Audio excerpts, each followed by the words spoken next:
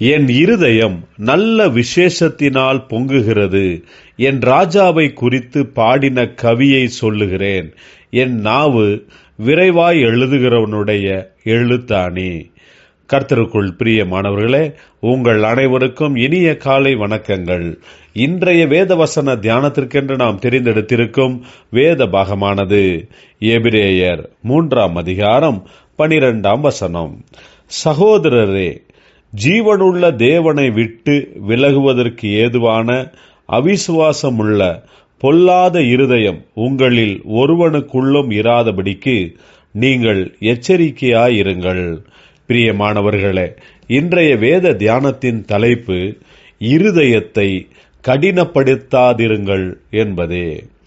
இந்த எபிரேயர் நிருபத்தில் மோசேயை காட்டிலும் இயேசு மிகவும் உயர்ந்தவர் என்று சொல்லுகிறது.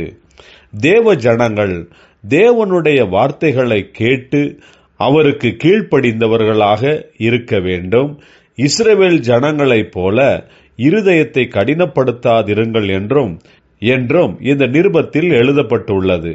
இன்றைய தியான வசனத்திலும், சகோதரரே, ஜீவனுள்ள தேவனை விட்டு விலகுவதற்கு ஏதுவான அவிசுவாசமுள்ள பொல்லாத இருதயம் உங்களில் ஒருவனுக்குள்ளும் இராதபடிக்கு நீங்கள் எச்சரிக்கையாயிருங்கள் என்று நம்மை எச்சரிக்கிறது.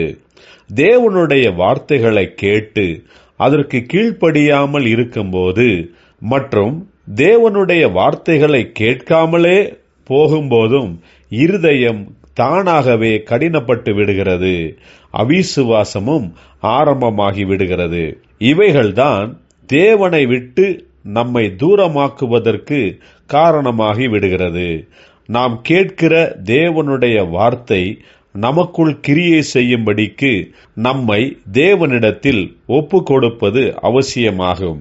தேவனாகிய கர்த்தர் நம் ஒவ்வொருவருக்கும் தெரிந்தெடுக்கக்கூடிய சுதந்திரத்தை கொடுத்திருக்கிறார். தேவனுடைய வார்த்தைகளை கேட்க கேட்க நமக்குள் விசுவாசம் பெருகும். அப்போது நாம் தேவனுக்கு சமீபமாவோம்.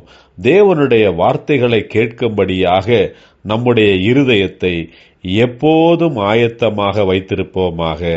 ஜெபிப்போம். ஜீவனுள்ள தேவனே, உம்முடைய வார்த்தைகளை இன்னும் அதிகமாக விசுவாசிக்கும்படிக்கு கிருபை தாரும், ஆசீர்வதியும்.